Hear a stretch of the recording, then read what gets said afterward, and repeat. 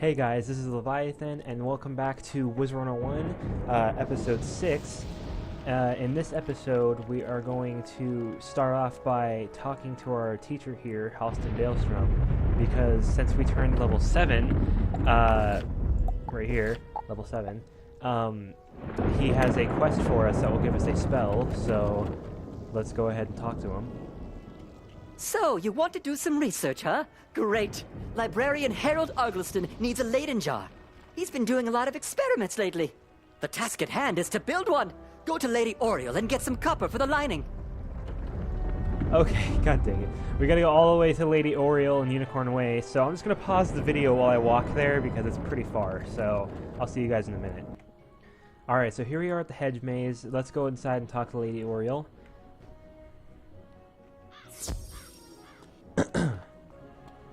Here we go. Professor Halston Baelstrom needs some copper? Why, sure, I have some. Wish him good luck from me. And we walked all the way over here for that. Well, at least there's an easy way back. Alright. So now that we got the copper from Lady Oriole, which kind of confused as to why she had that in the first place. But now that we got it, let's talk to Halston here.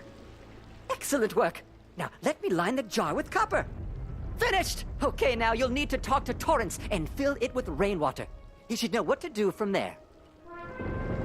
Alright, so we get to talk to Torrance, who is the storm tree outside of the school right here. Here we go. Ah, you are here to fill the jar with rainwater? Very well. We'll fill it up. That should do it. You can now give the jar to Librarian Harold Argleston. Wish him good luck for me. Alright, so now that we've filled up the jar, we need to go take it to the librarian in the Commons. Not quite sure what he is going to do with it. I can't really remember at the moment. I guess we'll see. Alright, so here's the library.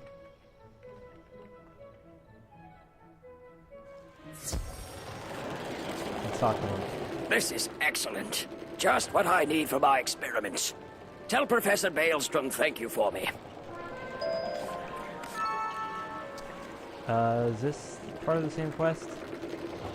Upon further examination of this Leyden jar, it could use a good charging.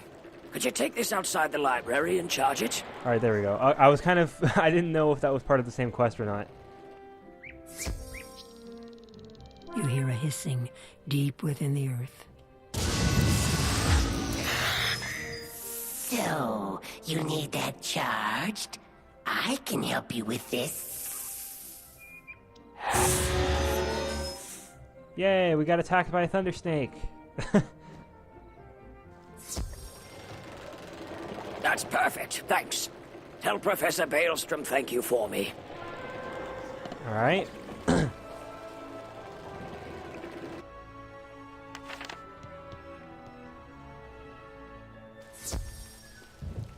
So let's tell our teacher that he got his thing.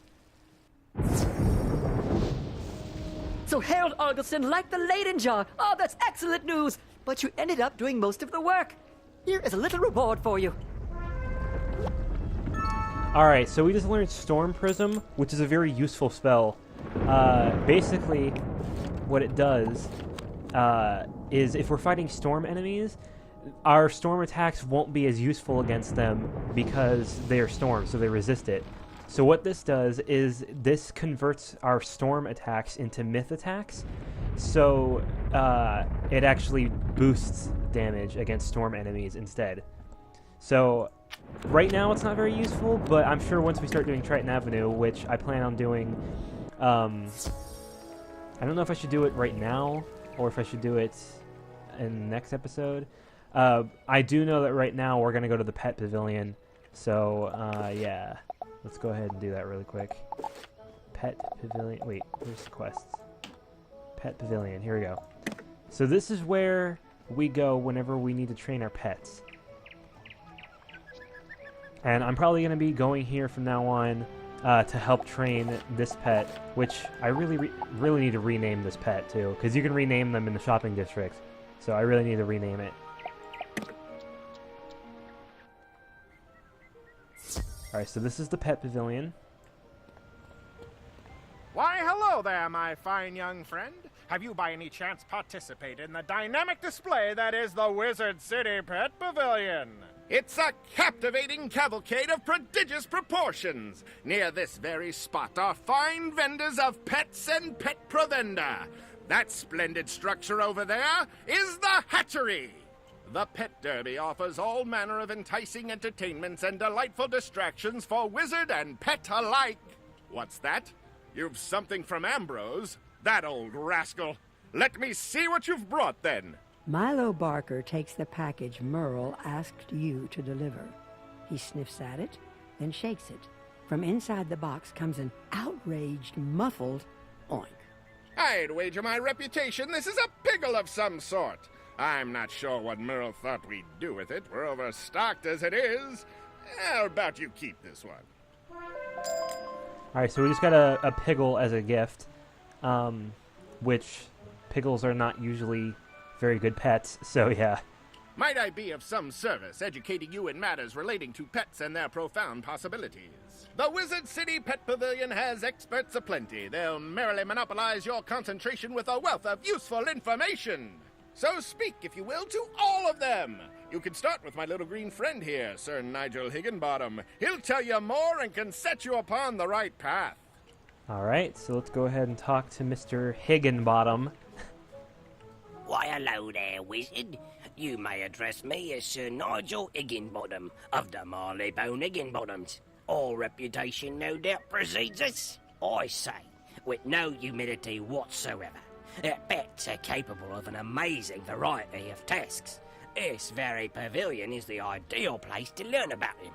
In the hatchery, Dr. Perot is an expert in pet hatching. Speak to him and he'll explain the astonishing ways your pet can grow and change. Near here are two shops. Young Tennant and Lowe sell a variety of pets and pet eggs in one shop, and in the other, two ladies named Dusty and Jackie provide all manner of exotic pet foods. In addition to keeping this pavilion clean, I have the honour of selling items for arena tickets earned from the Pet Derby. Go visit each shop to learn more, and return to me and I'll explain more about arena tickets on the Pet Derby. And you can speak with my associate, Mr. Barker. Alright, so let's go ahead and talk to all of the people in Pet Pavilion about what they do. Let's start with the pet snack shop. Oh, a customer! Come right in. We have all manner of snacks for your pet, whatever you need.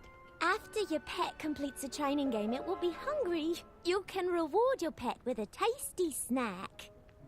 The type of snack you feed it will increase its abilities in some fashion. The exact ability and how much it improves depend on the type of snack and how much a pet likes it. Different pets like different snacks, so you should try a variety of snacks and see what your pet likes best. And you won't find a better selection of snacks anywhere in the spiral. Guaranteed. I can name a few places where there's better snacks, actually. Specifically from gardening. So, yeah. Okay, let's go ahead and talk to the people in the actual pet shop. Welcome to our shop. This is the finest assemblage of exotic pet eggs you'll find. We have an inventory that ranges all across the spiral. Indeed. You'll not find a better selection of pet eggs anywhere in Wizard City. The spiral, that is. Anywhere in the spiral. Really? I had no idea. Yeah, good job, man. Good job. I think this guy has... Can I buy it yet? What level do I gotta be? Oh, okay, that's good. So, actually, wait 1 second. I'll be right back, guys. Alright, sorry about that. Anyway, we need to finish the crafting quest, which I still haven't done yet. Maybe I should do that in this video, too. But this pet jewel will be good for later once I get my pet up to a certain level. Yeah. Alright, let's continue. Alright, so let's go into the hatchery, which is where all of the pet creating magic happens.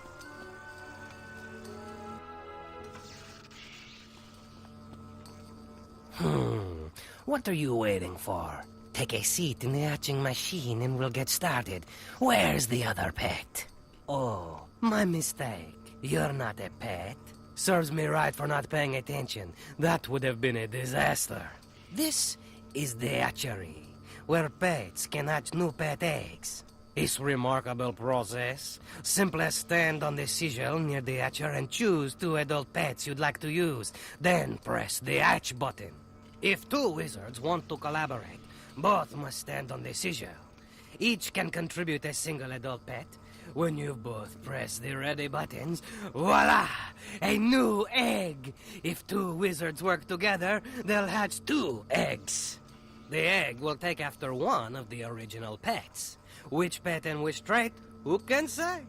Once the egg is hatched, your new pet is just a baby and needs to be trained and fed.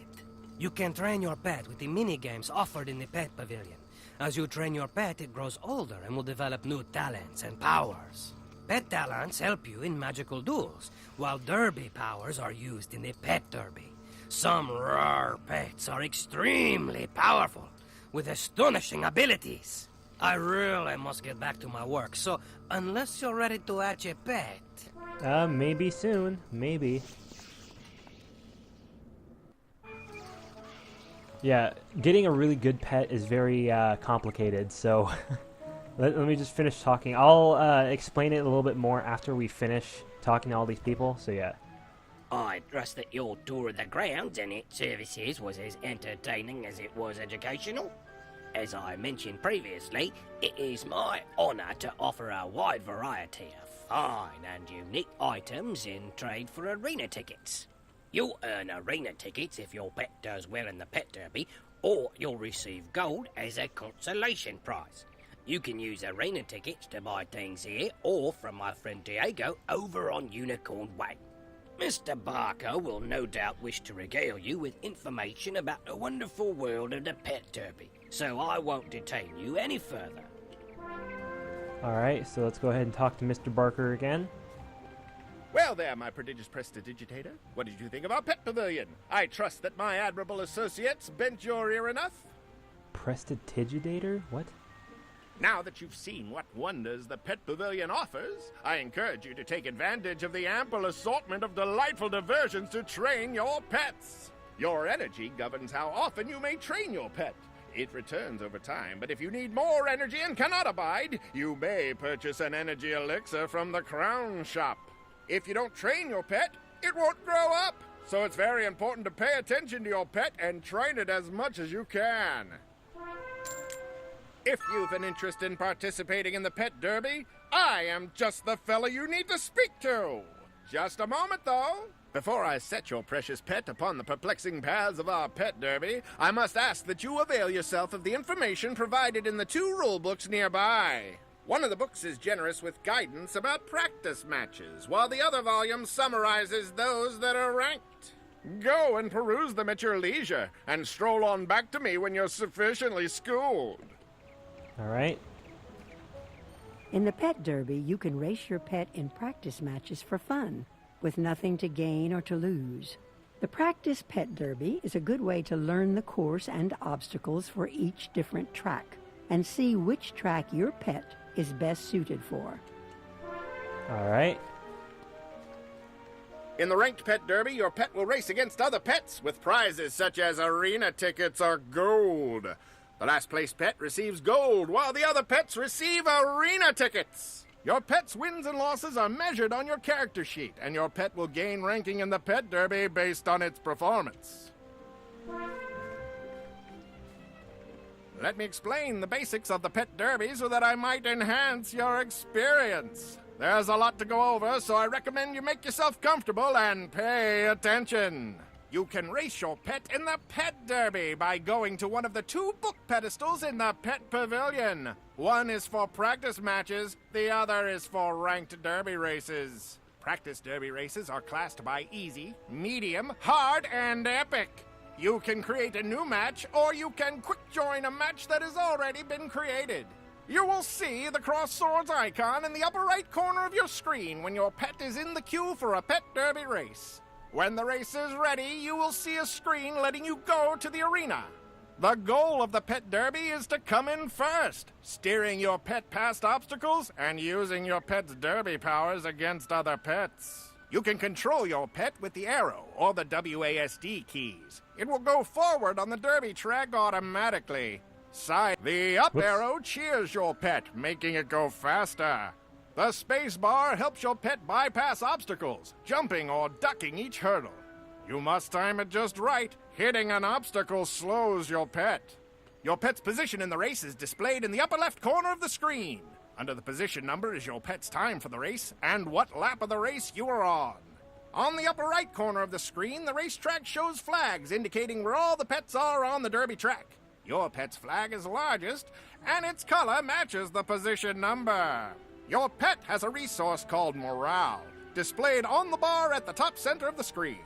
Cheering your pet costs morale. Your pet gains morale when it successfully bypasses obstacles. Cheering costs different amounts of morale based on the terrain your pet is on.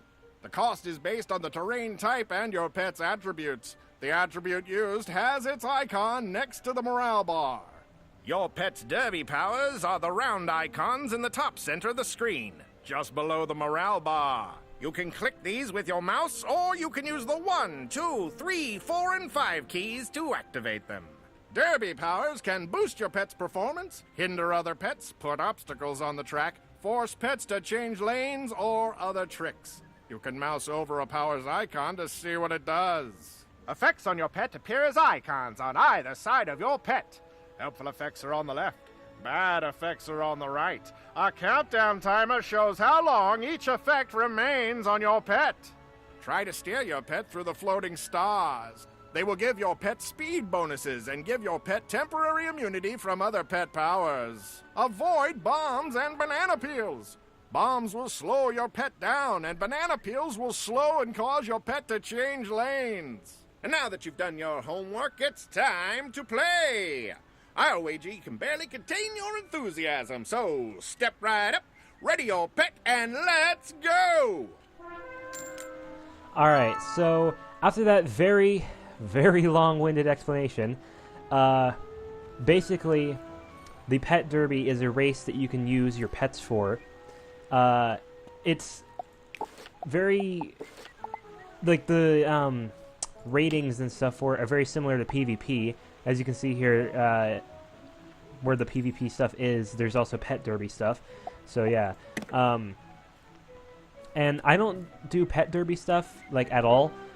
So I'm probably not going to do it in this series at all. I don't think it, like, upgrades your pet in any way. At least I don't think so. If it does, then I'm sure more people would do it. But usually what people do with their pets is train them to get their talents faster. As you can see, I already have one talent on this Frankenbunny pet because I trained it to teen. When I first got it, I hatched with a random person I found in the hatchery, and I got a baby Frankenbunny pet. I trained it until it got to teen. Once it gets to an adult, I can hatch another pet if I want to with it.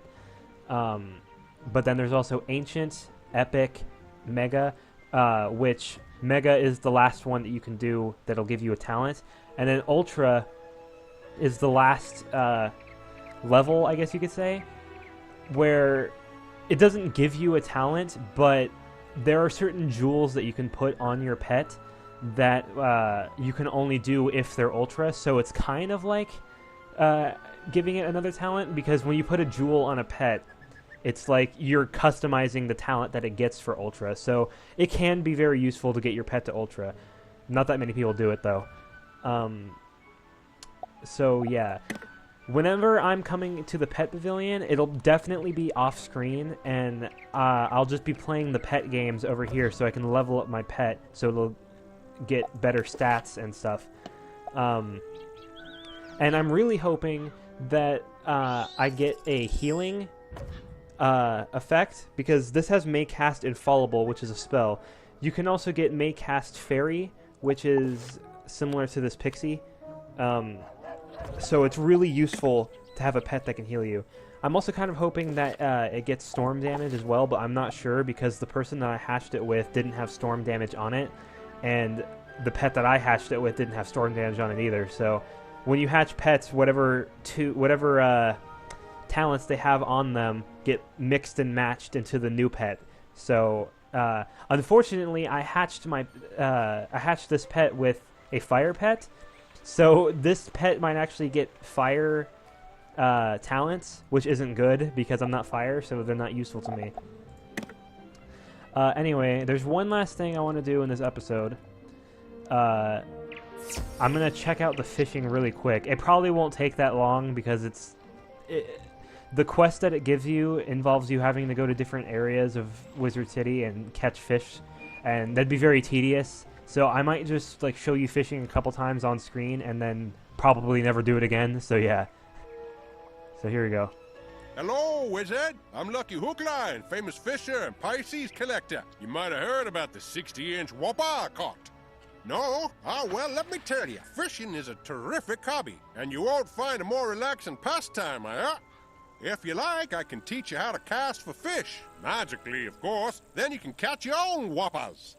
First off, you gotta be in an area of the spiral populated with fish. You'll know you are when the fishing icon appears. Clicking the fishing icon button displays your fishing spells. Fishing is a magical activity in the spiral, you know. Your fishing spells consist of fish catching spells and fishing utility spells. Click on a fish catching spell to cast a magical lure. You want it to land in front of a fish so they notice it. If you don't like where your lure lands, click the cancel spell button to quickly recast the spell. When the magical lure flashes, that means a fish has noticed it and is coming closer to take a nibble. As it nibbles, the lure will rise and fall a bit. The trick is to wait until the lure completely sinks below the water. Then you reel them in. Timing is crucial, so be sure to hit the spacebar quickly to invoke the fish catching spell properly. And so are your spells. Every fish has a magical school type, and fish are more attracted to lures from their same school. When you use a lure correctly, your magic will snare the fish and float it back to you, alright? You'll see the name and size of every fish you catch. Small fries are the tiniest ones, while whoppers are the biggest. Fish are stored in your fish basket. The Angler's Tome has a record of all the fish you ever caught. Click on it to open it. The Angler's Tome will tell you how many of each type you've caught, along with the smallest and largest sizes. Another important tip to know is that every fish you come across responds only to your presence, no matter what.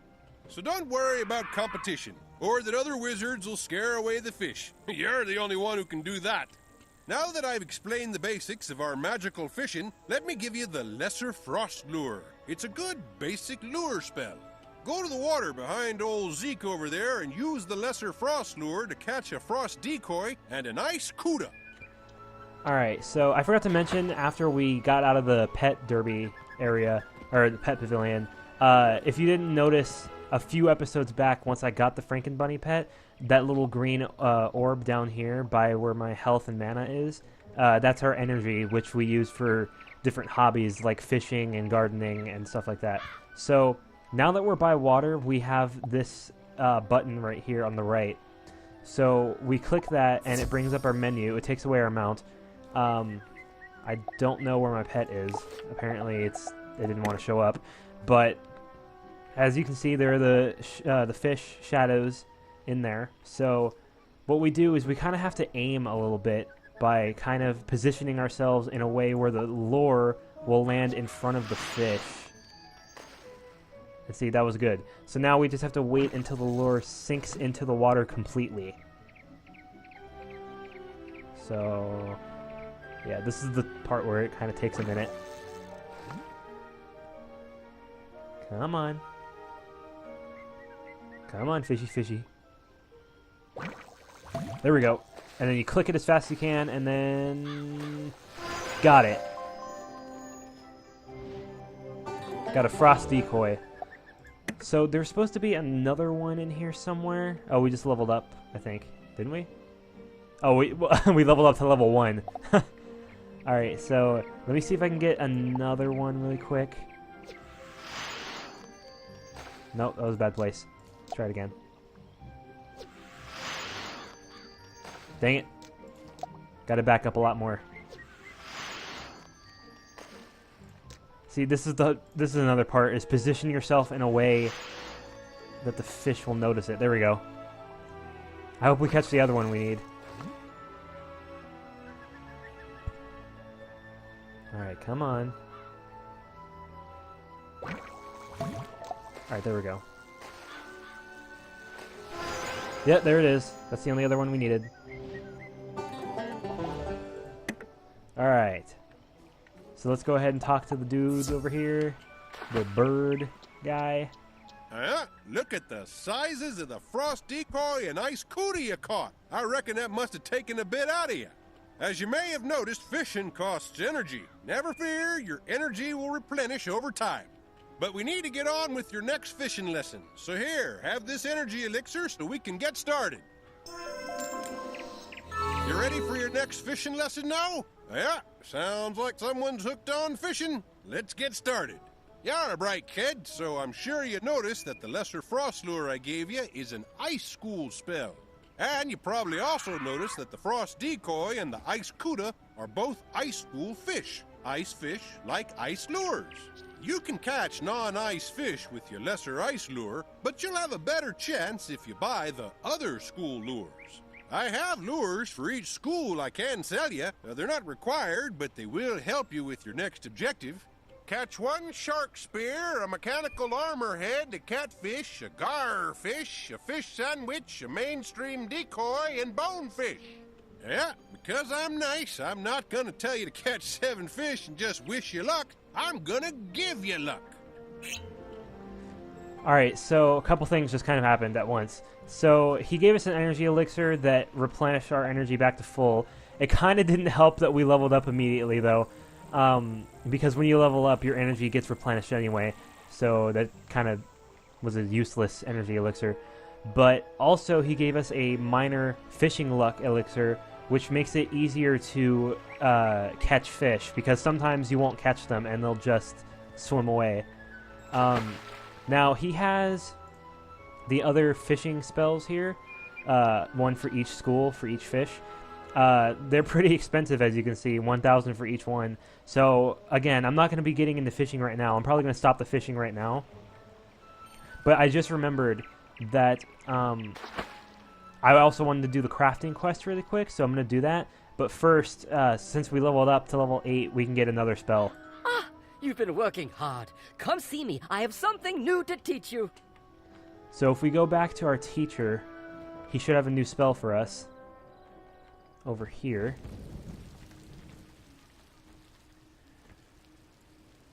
There we are. So he gives us the thermic shield spell, which gives us a shield for fire and ice. So it does 70% less damage, so that's good. Also, really quick, I'm going to go to the life school really quick. And pick up the spell for over there too, because I have a training point, so I can get another one, or another spell. So we can also get the Legend Shield spell, which is a 70% Death and Myth Shield, so that's good too. Alright. I don't want them in my deck right now though, so I'm just going to take them out. Alright, so we'll go talk to the person that gives the crafting quest, and then we'll end it off after I finish it. So yeah, so the person that gives the crafting quest is in Old Town, so we're just gonna go ahead and walk over there really quick. Also, I might have to cut a couple times because I'm pretty sure this quest has you having to search for reagents, which I think what I'll just do is go on my other wizard and give myself the reagents, because it's much quicker that way. So, yeah. Alright. Oh, we already got the quest. Oh, let's read over it then. Here we go. Greetings, young wizard. So, you're interested in learning about crafting? Wonderful. Let's get started with your first lesson. The first rule is to have a clean, well-lit place to work. For that, you'll need a basic crafting table. Oh, whoops. I'm happy to make you one if you can gather the supplies. We'll need some mistwood. You can find mistwood growing all over Wizard City. Bring the mistwood back to me, and we'll soon have you a nice new place to work. Alright, so, unless there's any around here right now, let me see. Is there? Alright, I don't see any. Alright, so I'm going to pause the video real quick, and I'm just going to run all over Wizard City looking for some mistwood.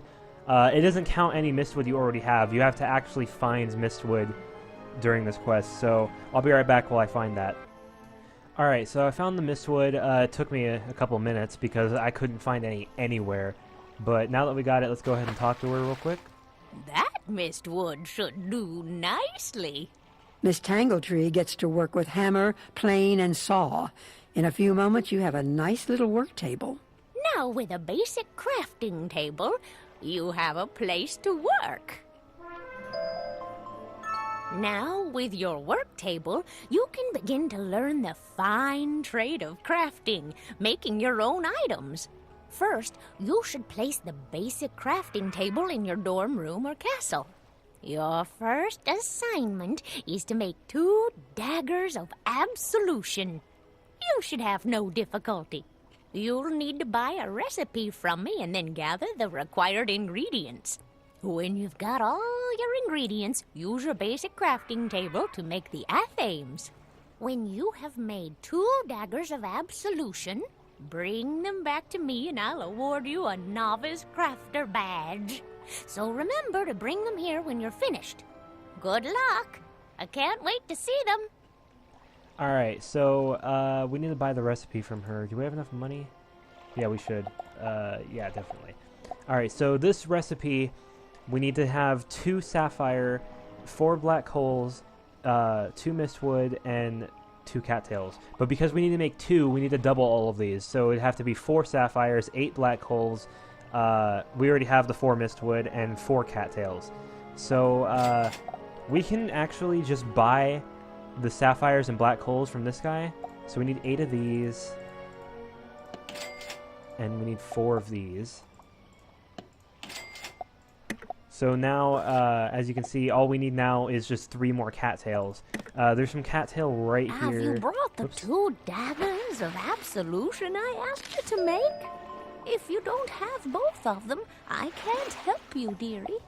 Alright, so let me see. Let me switch realms and see if there's some cattail here.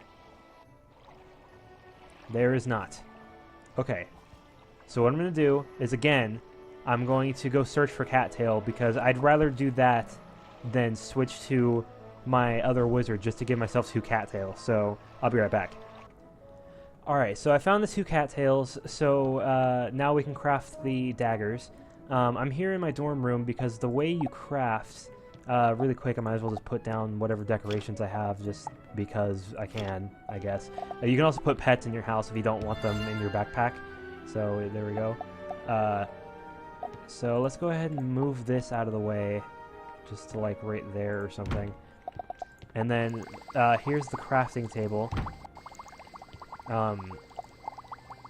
So now that we have all the ingredients, all we have to do is go into the crafting table, and we have every ingredient we need. We have 2 or double of what we need because we need to make 2 of them. So that's 1.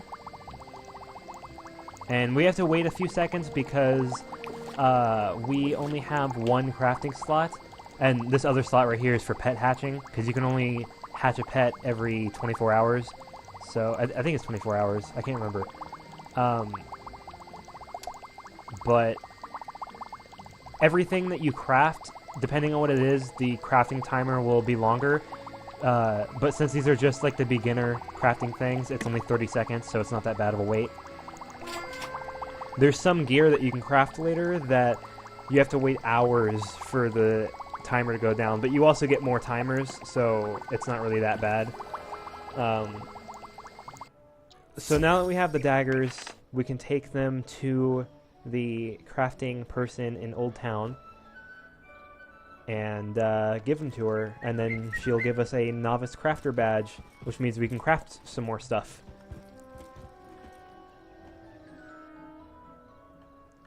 So let's go ahead and give these to her. Those are quite nice indeed. I am pleased to award you a Novice Crafter badge. Display it with pride. When you earn a new crafting badge, you can buy more advanced recipes, allowing you to create new and more powerful items. I said I could get you started, and you've certainly grasped the fundamentals of crafting. That's all I can teach you. To become a master artisan, you must learn the crafting styles of all the worlds of the spiral. If you wish to continue your studies, you should go to speak with William in Krakatopia. He will be happy to continue your training. Alright, so unfortunately we can't do that yet because we don't have access to Krakatopia. We will have access to Krakatopia once we finish all the areas in Wizard City. Well, not all the areas, but most of them. But for now, next time we're just going to go to Triton Avenue and start there. Once we finish Triton Avenue, we're going to do Firecat Alley. And after you finish Firecat Alley, there's a few more things you got to do, and then you're done with Wizard City. Although there are two side areas that I will be doing called Colossus Boulevard and Crab Alley. So we'll be doing those two once we have access to them. Because as I said, even though they are side areas and you never really have to do them to complete the game, I'm still going to do them. So, yeah. So next time we'll start on Triton Avenue. I know I accidentally started the quest there. I didn't mean to. I was just doing side quests. So if I can remember, I can just read all these things that she said when I talked to her. So yeah. Anyway, this has been Leviathan, and I will see you guys in the next episode. Goodbye.